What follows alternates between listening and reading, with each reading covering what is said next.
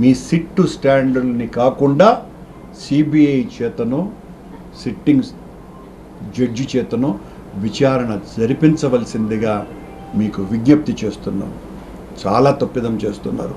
నేను మొత్తం హిందువుల ఆరాధ్యదైనటువంటి వెంకటేశ్వర స్వామి ఆలయంలో మీరంటూ ఉంటారు, ఇలాంటి వాళ్ళు భగవంతుడే చూస్తూ ఉంటాడు, ఇలాంటి వాళ్ళనందరినీ కూడా శిక్షిస్తూ ఉంటాడు, భగవంతుడి ఆన లేకపోతే ఏమీ జరగదు కొండ మీద అని చెప్పేటువంటి చంద్రబాబు నాయుడు గారు మీ తైనాతీలకు ఆ వెంకటేశ్వర స్వామి చలువ వలన, ఆయన యొక్క చరణామృతాల స్పర్శ వలన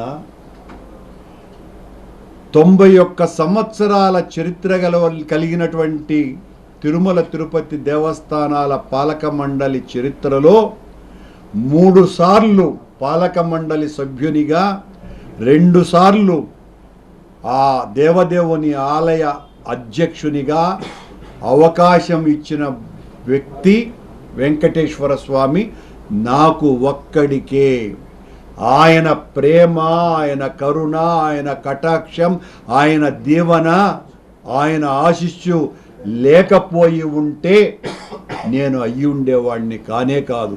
నా మీద గతంలో కూడా మీరు అనేక రకాలైనటువంటి అభాండాలు వేసి అనేకంగా తిట్లు తిట్టినా, ఇలాంటి దుర్మార్గులను చేసినారు అని నిందలు మోపిన తర్వాత కూడా ఆ దేవదేవుడు మళ్ళీ నాకు 5 సంవత్సరాలలో 4 సంవత్సరాల పాటు పాలక మండలి సభ్యునిగా, ఆఖరి సంవత్సరం పాలక మండలి అధ్యక్షునిగా నియమించినాడు అంటే ఆయన దయ వలన అయినాను, ఆయన కరుణ వలనే అయినాను, ఆయన భక్తుడును కాబట్టే అయినాను. మీరంటున్నట్టుగా నేనేదో క్రిస్టియన్ను కాదు, మీరంటున్నట్టుగా నేను నాస్తికుణ్ణి కాదు. అవి 2 అయినా కూడా నేను ఒకవేళ మీరు అంటున్నటువంటి ఆరోపణలు అవి 2 నిజమని తేలినా నేను దేవదేవుని ముందర ఏ ప్రమాణం అయితే చేశానో దానికి కూడా సిద్ధంగా ఉన్నాను, అదే ప్రమాణానికి కట్టుబడి ఉన్నాను. చాలా తప్పిదం చేస్తున్నారు. మేము ఏ తప్పు చేయలేదు.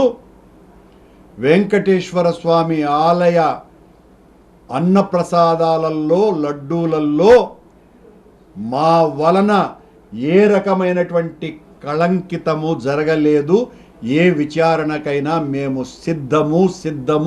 సిద్ధమని మరొక్క మారు తెలియజేస్తూ సెలవు. వ్యక్తిగతంగా మీ గురించి కూడా మీపై కూడా టార్గెట్ చేసి మాట్లాడుతుంది వ్యక్తిగత అంశాలు ఎట్లా అర్థం చేసుకోవాలి? అదే కదా చంద్రబాబు నాయుడు గారిలో ఉన్నటువంటి నైజమే అది. వ్యక్తిగతంగా నా కూతురు పెళ్లిని నేను మీ అందరూ కూడా సాక్ష్యమే.